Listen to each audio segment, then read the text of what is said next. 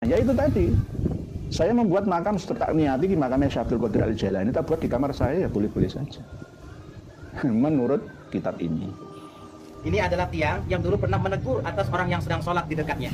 Kenapa? Waktu itu ada orang yang sholat di dekat tiang ini, kemudian dia baca surah Al-Quran, ternyata bacanya salah. Ditegur sama tiang ini.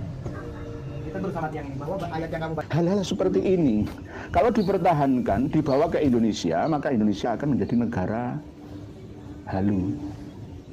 Yang akhirnya tidak mampu menikmati sumber daya alam yang dianugerahkan oleh Allah Subhanahu wa Ta'ala. Tuanku Imam Bonjol itu dari marga Syihab. Profesor Quraish Syihab itu mengatakan seperti itu.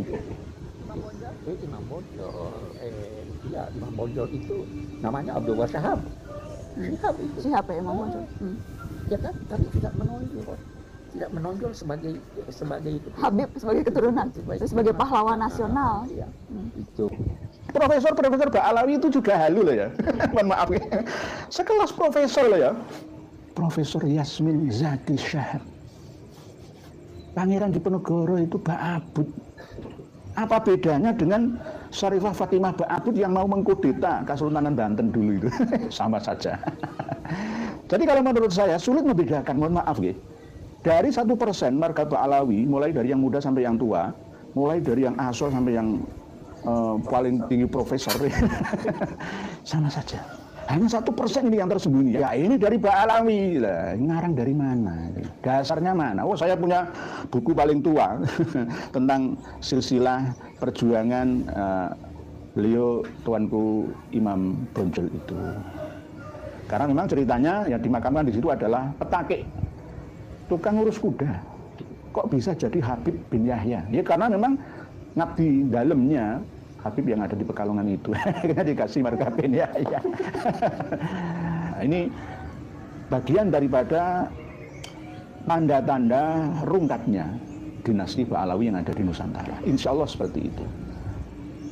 Walaupun toh ada penutupan tentang diskursus nasab oleh RA, sudah disahkan bahwa nasab itu tidak bisa dibahas sendiri, disahkan sendiri, nggak bisa. Itu sama dengan i'tiqadiyah bukan ilmiah, bermain keyakinan. Saudara-saudariku semuanya rahimakumullah, baru-baru ini ada info dari seorang Imam Mahdi yang ada di Lombok, Nusa Tenggara Barat ya, yang menemukan makam Kanjeng Nabi Muhammad SAW bin Abdullah. Assalamualaikum ya Muhammad bin Abdullah ya Rasulullah. Sudah saatnya makam Rasulullah terbongkar pada umatnya. Nggak mungkin rahasia kebenaran akan terus tertutup. Aku sudah ini beliau ini. Ya Allah ya Rasulullah. Alhamdulillah hati kamu sudah datang ke makamku bersama Abahmu dan Pak Tirto. Tidak ada yang tahu bahwa ini makam Muhammad bin Abdullah. Sesudah rahasia dibangun oleh Imam Mahdi di sini, mungkin baru akan timbul kepercayaan. Rasulullah SAW itu diyakini makamnya ada di Indonesia, di Lombok sana. Ini bagaimana? Ya, kalau menurut kitab An-Nahrul Maurud, ya boleh. Boleh. Gimana lagi? Bang, kitabnya kitab Ba'alawi. Ini kitabnya. An-Nahrul Maurud, karya Khatib Al-Idris. Jadi nanti saya mau bikin makam Syekh Abdul Qadir Al-Jailani di depan pondok saya, ya nggak apa-apa. Karena ada ajarannya, ada tuntunannya. Ada kitabnya adalah An-Nahrul Maurud. An-Nahrul Maurud. Min Bahril Fadli wal Jud min kalami imami ahli syuhud Qutbil Arifin wa Imamil Wasilin Al-Imam Al-Habib Aidrus bin Umar bin Aidrus Al-Habsyi. Yang mana ini dikumpulkan oleh Jama'ahu Al-Imam Al-Arif Billahi Ta'ala Ubaidillah bin Muhsin bin Alwi bin Sekaf As-Sakaf Al-Alawi radhiyallahu anhum wa nafa'ana bihim. An-Nahrul Maurud. Sebenarnya ini ada 2 juz ini. Yang juz 2-nya ini lebih spesifik, nanti akan kita baca bersama tentang dibolehkannya membuat makam-makam palsu. Baik itu makam wali atau nabi. Nah, kalau menurut standar normal ya ajaran Islam ya yang berhubungan dengan Quran, hadis, ijma, qiyas ya, ya jelas haram, jelas tidak diperbolehkan. Karena apa, itu nanti akan membaur ya, tasyabuh, tidak jelas mana yang asli, yang benar, dan mana yang salah, yang palsu. Yang akhirnya akan membingungkan itu. Tidak ada standar khusus yang bisa dipercaya ya. Pokoknya surah wal istifadhah ya wes pokoknya. Nggak perlu dalil-dalil kitab-kitab sezaman primer atau sekunder yang mendekati, ya nggak perlu. Ya. Ini kan dalil mereka para habaib itu. Ini sangat berbahaya jika terus diyakini ya dengan adanya dalil dari kitab ini. An-Nahrul Maurud. Kalau para kiai ada yang ingin minta kitabnya ya saya kasih. Saya kasih. Ini menandakan bahwa ajaran Ba'alawi itu sesat menyesatkan. Mohon maaf. Mohon maaf. Tidak hanya sesat saja tapi menyesatkan. Aslinya itu ranah tasawuf, tapi jumbuh tasabuh seakan-akan menjadi suatu anjuran ajaran syariat, lalu diarahkan ke hakikat. Hakikatnya penting kan hatinya, niatnya. Bihusni niyatihi atau bihasbi niyatihi wa kuwati himmatihi wa azimatihi, tergantung niatnya. Kuatnya tergantung niatnya, yaitu tadi. Saya membuat makam setelah niati di makamnya Syekh Abdul Qadir Al-Jailani, kita buat di kamar saya ya boleh-boleh saja. Menurut kitab ini. Para pemirsa dan pendengar sekalian rahimakumullah. Kata para leluhur mereka Ba'alawi bahwa orang-orang yang masuk kota Tarim itu akan keluar otomatis menjadi wali. Tapi kalau menurut saya tidak. Karena apa? Selama ini kami meneliti bahwa kota Tarim itu kota yang paling terbelakang. Karena tidak menggunakan akal pikiran. Beda dengan provinsi Taiz. Provinsi Aden, provinsi San'a itu lebih maju, pesat. Ya, era keterbukaan informasi mereka terima, ilmu dan teknologi mereka adopsi. Tapi kalau di Tarim itu masih primitif.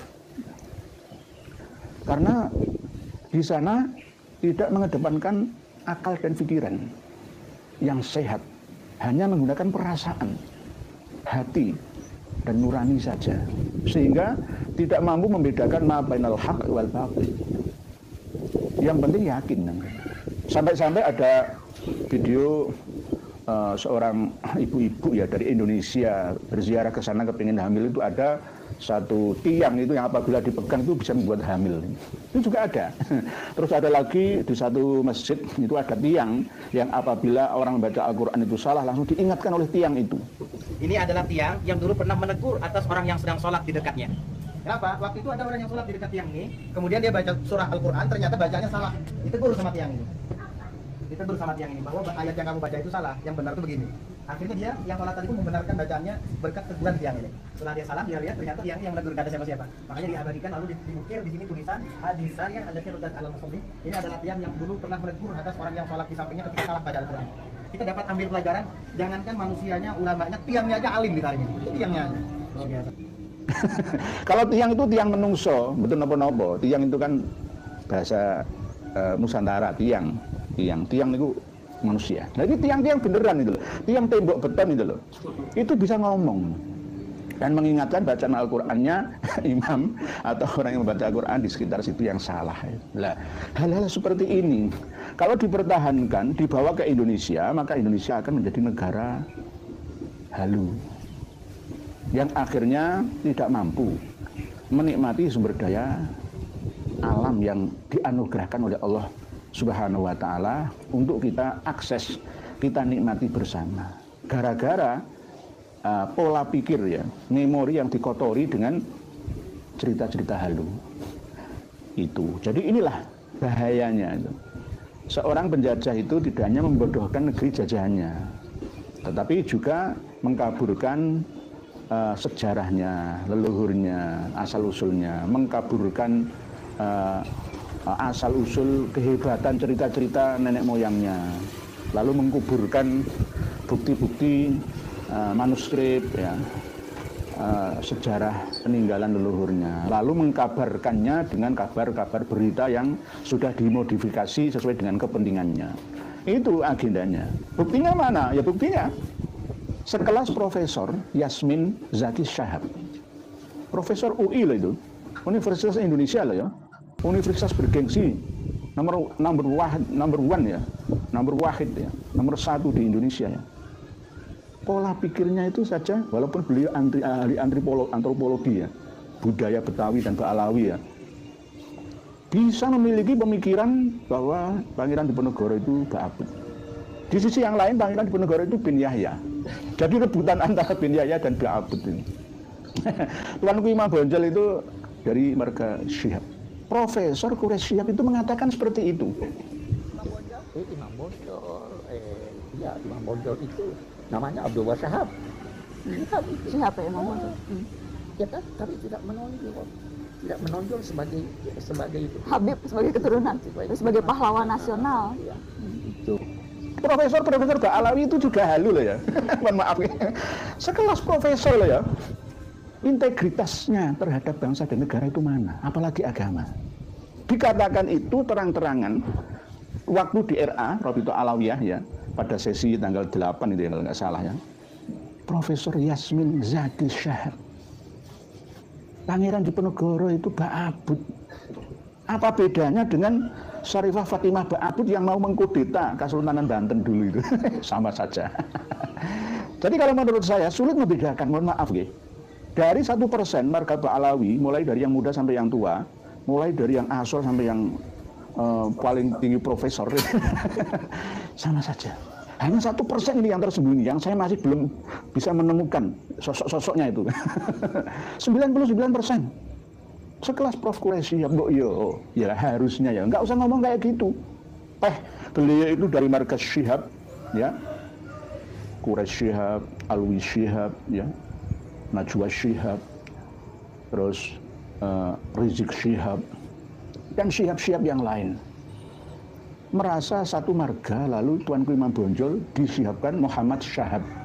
Akhirnya ya ini dari Ba'alawi. Lah, ini ngarang dari mana? Dasarnya mana? Oh, saya punya buku paling tua tentang silsilah perjuangan beliau Tuanku Imam Bonjol itu.